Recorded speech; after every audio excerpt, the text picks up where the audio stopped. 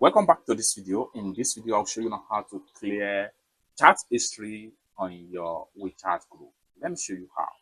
Go ahead and open up your WeChat app.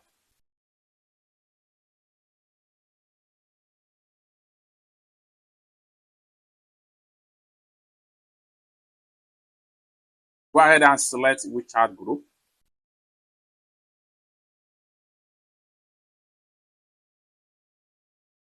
So I'm going to clear this particular group chat history right here. As an example, for that, go ahead and click on this three dots from the top corner.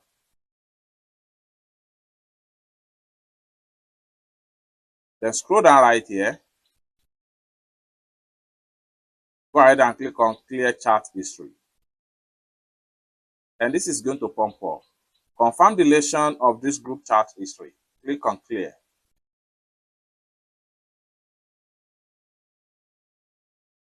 So by the time we go back to the group, you can see all the chat history has been cleared. It's that simple. For more tutorial about how best to use your WeChat app, consider to subscribe. Thank you so much for watching, and I hope to see you in my next video. Bye for now.